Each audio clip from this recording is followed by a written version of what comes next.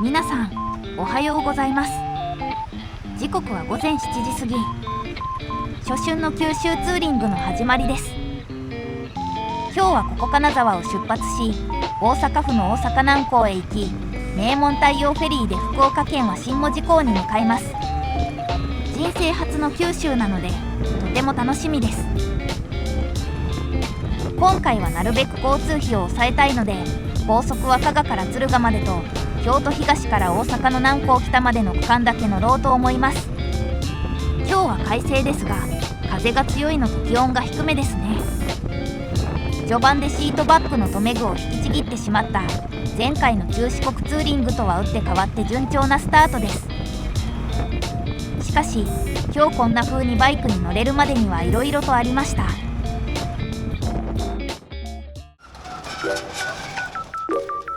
雪のため約3ヶ月倉庫で寝かせていた CB250R。 長引いた寒波もようやく落ち着いたところで整備といきましょう。まずはバッテリーが弱っているはずなので充電をしておきましょう。しばらく時間がかかりそうですね。バッテリーもそうですが、いろいろと限界で、リアタイヤはスリックサインが、フロントタイヤに関してはスリックタイヤのように、さすがにやばいので即交換です。とりあえず充電を待っている間暇なのでチェーンの調節をしときましょう。一応チェーンは貼れたのですが、場所によってテンションの偏りがすごいのでチェーンも交換ですかね。さて、いろいろしてるうちに充電が終わったようなのでエンジンをかけてみましょう。かかるかな。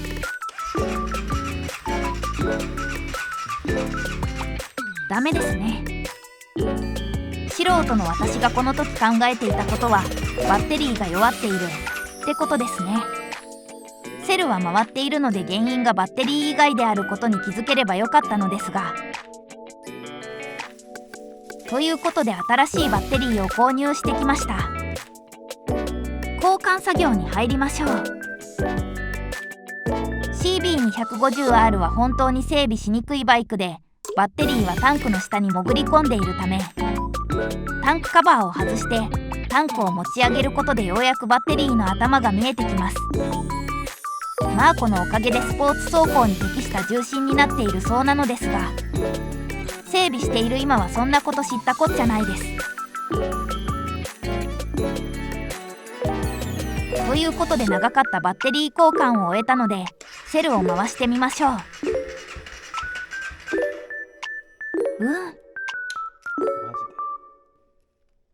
もう一回。ご覧の通り2回かけてダメなので、素人の自分ができる範囲ではこれが限界ですね。ということでレッカー移動。バイク屋まで運んでもらいます。バイク1台のためにわざわざこんなレッカー車、すみません。ということで1週間後、バイク屋での整備を終えて帰ってきました。いろいろと問題のあったチェーン、リアタイヤ、フロントタイヤを交換してもらいました。肝心のエンジンはバッチリです。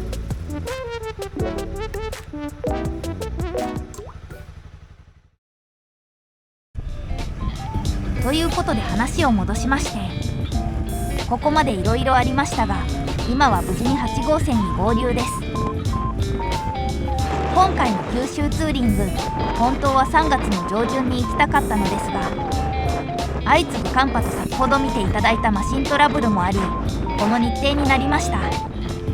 さらに一昨日に九州ではこの時期に珍しく雪が降ったようで、明日の予定にある阿蘇方面が行けるかかなり微妙です。しかし今は心配をしてもしょうがないのでどんどん進みましょう。出発から1時間半ほどで加賀 IC の手前まで到着。給油を済ませておきましょう。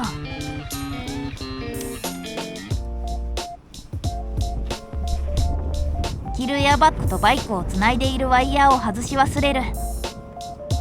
こんなところで作動させるわけにはいきませんね。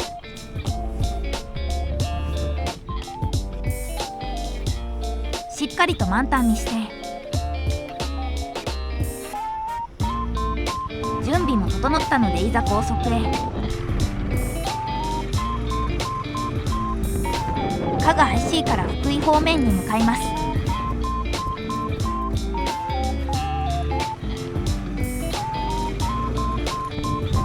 高速を走り始めて数分で福井県に突入。その後休憩を挟んで1時間半ほどで敦賀 IC に到着。さてお値段は1930円。県境ギリギリまで下道で粘った割に高い。気持ちを切り替えてちょうど1年ほど前に開設された新幹線の敦賀駅を見ながら滋賀県の湖西道路を目指して走っていきます。敦賀から滋賀県までの161号線ですが、途中標高がそこそこあるため道路横にはちらちら雪がありますね。凍結によるスリップには十分気をつけて走っていくと、どんどん雪が。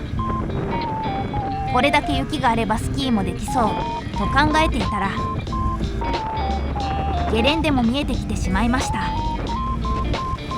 お願いだから滑らないでほしいところです。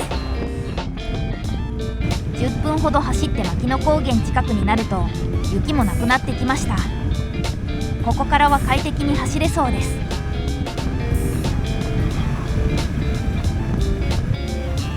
40分ほど走り山間部を抜け、左手には琵琶湖が広がります。気持ちよく琵琶湖沿いを走っていると奥に水上に浮かぶ鳥居が。白ひげ神社の湖中大鳥居ですね。たまたま通った先で見ることができたのでラッキーでした。ご利益ありそうです。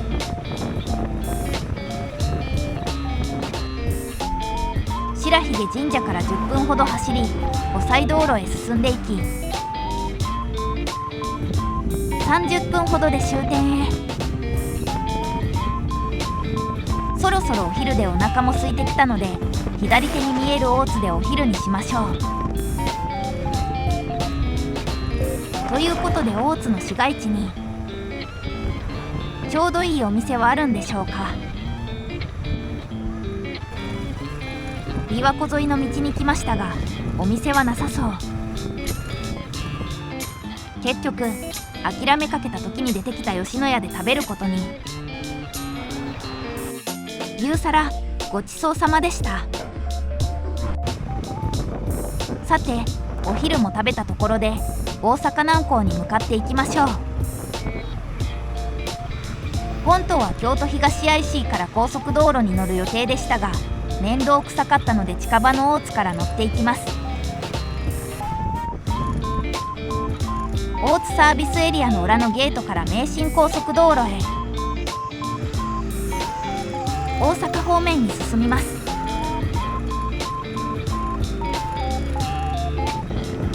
ここからフェリー乗り場までは1時間半ほど。フェリーは17時出港で現在は13時。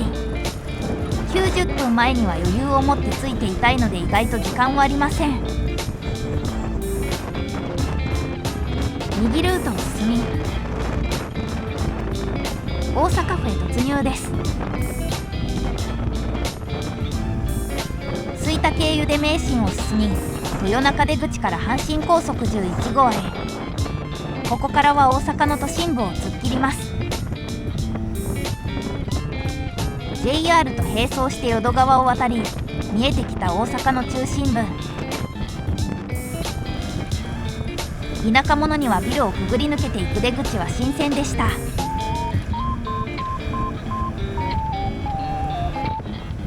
ということでいろいろな分岐をなんとか正しく通り抜け目的の南港北出口はすぐそこ。赤い鉄橋を渡り、南港北出口から阪神高速4号湾岸線を降ります。フェリーターミナルの最寄りは南港中出口なのですが、ポートタウンで買い物をしてから向かいたいと思います。南港ポートタウンショッピングセンター。一昔前の雰囲気をそのまま保ったような、そんな印象ですが、無事に買い出しも完了です。それでは給油だけしてからターミナルに向かいましょう。近場のエネオスで給油した後、大阪南港に到着です。新門司駅の待機場は右側。名門太陽フェリーは事前の乗船手続きなく、スマホの QR コードで乗船できるので、そのままバイクの待機場に向かいます。15時過ぎに到着したので2番乗りですね。乗船できる16時まで少し休憩です。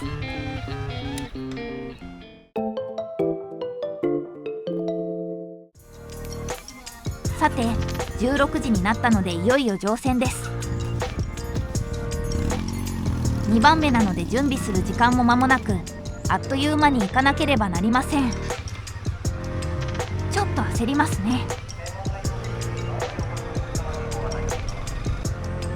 いよいよ乗船。フェリーに乗船する瞬間はやっぱりテンションが上がってしまいます。新日本海フェリーの時のように横からではなく、船首から中へ、そのまま急なスロープを下って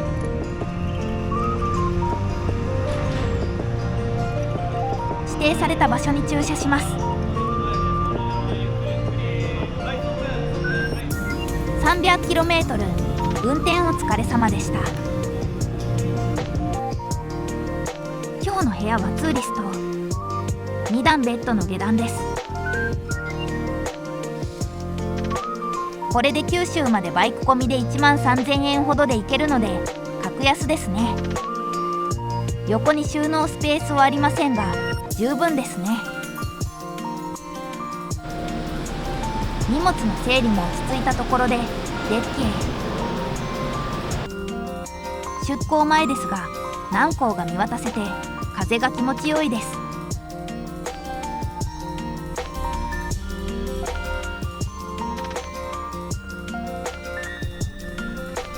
ちょっと早いですが晩ご飯を食べておきます。出港から1時間ほどで明石海峡大橋が見えてきました。このフェリーの航路の良いところは瀬戸内海に架かる3つの橋をくぐる様子が見れるところですよね。橋を渡るのも楽しいですが、こうやって下をくぐることはあまりないので良い経験でした。本当に立派な吊り橋ですね。世界2位の吊り橋を後に船は瀬戸内海をどんどん進んでいきます。冷えてきたので中に戻りましょう。21時過ぎ、明日は早起きなので就寝。お疲れ様でした。おはようございます。今朝は4時の船内放送に起こされるまでぐっすりでしたが、今日はいよいよ九州。最初に駐車したので出るのは最後ですね。ようやく自分の番です。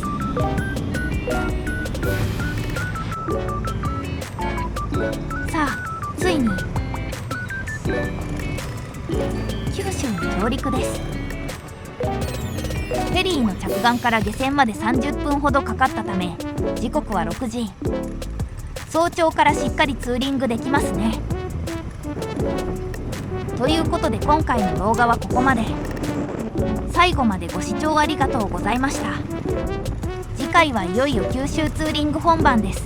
お楽しみに。さようなら。